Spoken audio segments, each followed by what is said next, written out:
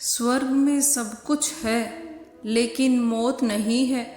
गीता में सब कुछ है लेकिन झूठ नहीं है। दुनिया में सब कुछ है लेकिन किसी को सुकून नहीं है। और आज के इंसान में सब कुछ है लेकिन सब्र नहीं। किसी ने क्या खूब कहा है, ना खुशी खरीद पाता हूँ ना ही गम बेच पाता हूँ, फिर भी न जाने क्यों हर रोज़ कमाने जाता हूँ। नमस्कार मित्रों, स्वागत है आप सभी का अपने इस YouTube चैनल M4 मीन्स में। अच्छे लोगों के साथ बुरा क्यों होता है? धर्म ग्रंथों में भगवत गीता एक ऐसा धर्म ग्रंथ है जिसमें मनुष्यों के मन में उठने वाले सभी प्रकार के प्रश्नों को विस्तार से बताया गया है। भगवत गीता में वर्णित एक कथा के अनुसार अर्जुन के मन में जब भी कोई दुविधा होती थी तो वे समाधान के लिए श्री कृष्ण के पास पहुंच जाते थे। एक दिन की बात है, अर्जुन श्री कृष्ण के पास आए और उनसे बोले, हे वासुदेव, मुझे एक दुविधा ने घेर रखा है और उसका समाधान केवल आप ही बता सकते हैं। तब श्री कृष्ण ने अर्जुन से कहा, हे धनंजय, अपनी बात को विस्तार से बताओ, तब मैं तुम्हें उसका हल बता पाऊंगा। तब अर्जुन बोले, हे नारायण, कृपा कर आप मुझे ये बताइए कि अच्छे लोगों के साथ हमेशा बुरा ही क्यों होता है, जबकि बुरे लोग हमेशा खुशहाल ही दिखते हैं। अर्जुन के मुख से ऐसी बात सुनकर श्री कृष्ण बोले, हे पार्थ, मनुष्य जैसा देखता है या महसूस करता है वास्तव में वैसा कुछ नहीं होता, बल्कि अज्ञानतावश उसकी सच्चाई को समझ ही नहीं पाता है। श्री कृष्ण की बात सुनकर अर्जुन हैरान हो गए और बोले, हे नारायण, आप क्या कहना चाहते हैं? मैं समझ नहीं पा रहा। तब श्री कृष्ण कहते हैं, सुनो, तुम खुद ही समझ जाओगे। हर प्राणी को अपने कर्मों के अनुसार ही सुख एवं दुख की प्राप्ति होती है। अर्थात जो अच्छे कर्म करता है उसे अच्छा फल मिलता है और जो बुरे कर्म करता है उसे बुरा फल मिलता है, क्योंकि अच्छे कर्म और बुरे कर्म इंसान पर ही निर्भर करते हैं। प्रकृति प्रत्येक व्यक्ति को अपनी राह चुनने का मौका देती है, पर इसका फैसला करना कि वह किसके साथ चलना चाहता है स्वयं व्यक्ति विशेष की इच्छा पर निर्भर करता है। फिर कथा सुनाते हुए श्री कृष्ण जी बोले, बहुत समय पहले की बात है, एक नगर में दो पुरुष रहते थे, जिनमें से एक व्यापारी था जिसके लिए अपने जीवन में धर्म और नीति की बहुत ज़्यादा महत्ता थी। वह पूजा पाठ और भगवान की भक्ति में बहुत विश्वास करता था। चाहे कुछ भी हो जाए, वह मंदिर जाना नहीं भूलता, न ही धर्म दान के कार्य में कोई कमी करता। चाहे कुछ भी हो, वह भगवान की नित्य ही पूजा अर्चना किया करता था। वहीं उसी गांव में दूसरी ओर नगर का दूसरा पुरुष पहले पुरुष से बिल्कुल विपरीत ही स्वभाव का था। वह मंदिर तो रोज जाया करता था, परंतु पूजा करने नहीं, बल्कि मंदिर के बाहर से चप्पल और धन चुराने के लिए। उससे दान धर्म न्याय नीति से कोई लेना देना नहीं था। इतना ही नहीं, वह मंदिर जाकर चोरी भी किया करता था। इसी तरह से समय बीत रहा था और एक दिन उस नगर में जोर से बारिश हो रही थी, जिसकी वजह से उस नगर में पंडित के अलावा मंदिर में उस समय कोई नहीं था। ये बात जब दूसरे पुरुष को पता चली तो उसके मन में ख्याल आया कि अब यही सही मौका है मंदिर के धन को चुरा लेने का। ऐसा सोचकर वह बारिश में ही मंदिर पहुंच गया। मंदिर पहुंचते ही उस चोर व्यक्ति ने पंडित से नज़र बचाते हुए सारे धन को चुरा लिया और बड़ी ही खुशी के साथ वहां से निकल गया।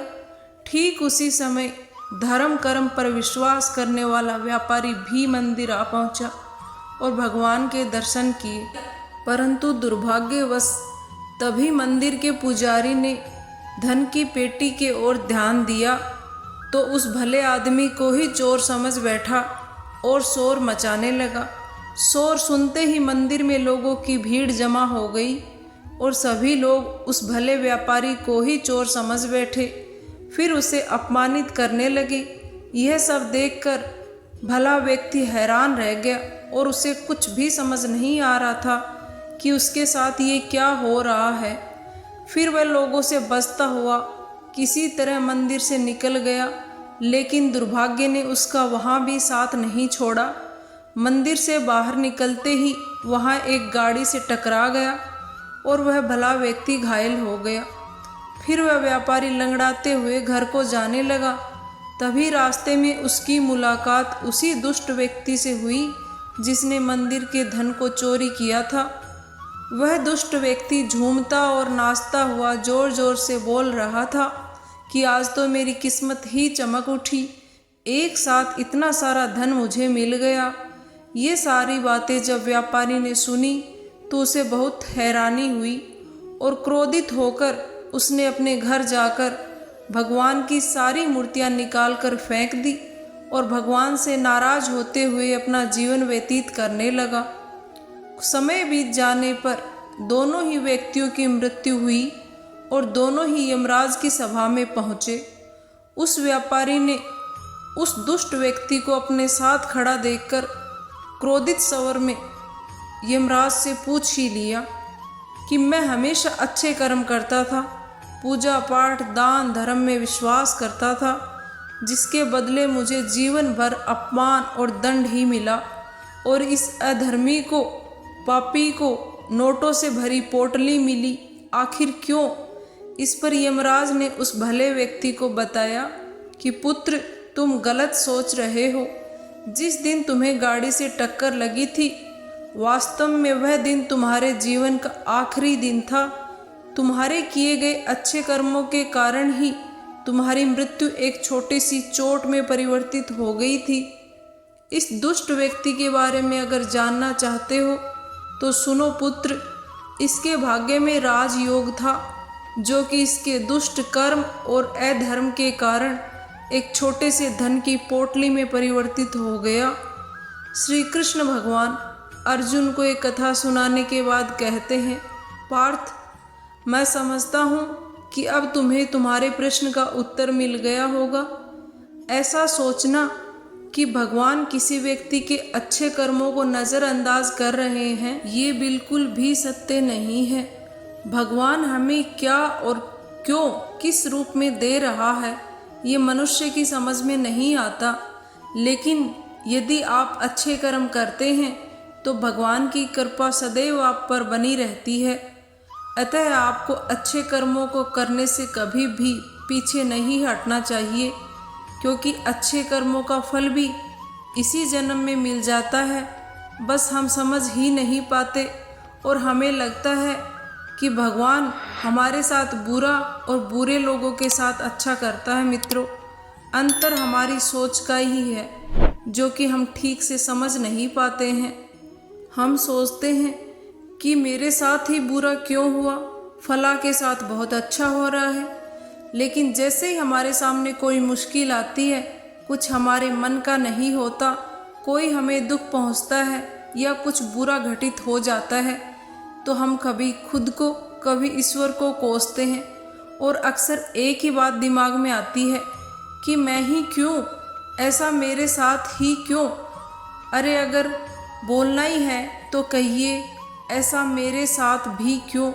क्योंकि विश्वास मानिए, इतना ही दुख या इससे भी ज़्यादा दुख और भी लोग झेल चुके हैं, फिर भी अपनी ज़िंदगी में खुश हैं, या शायद उन्होंने अपने गमों में हंसना सीख लिया है। मित्रों, एक ऐसा इंसान था जो इसलिए रोता रहता था और भगवान को भला बुरा कहता था क्योंकि उसके पास जूते नहीं थे, और जब वो चलता तो उसके पैरों में कांटे और पत्थर चुभते थे और वो दर्द से करा कर रह जाता था।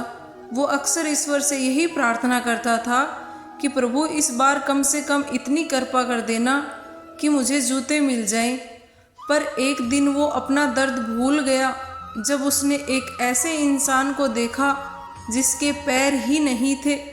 उस दिन उसके समझ में आया कि वो तो अपने को बहुत ही दुखी समझता था, पर इस इंसान के तो पैर ही नहीं है वो कैसे चलता होगा। मित्रों, आशा करती हूँ आज का उद्देश्य आपको समझ में आ गया होगा।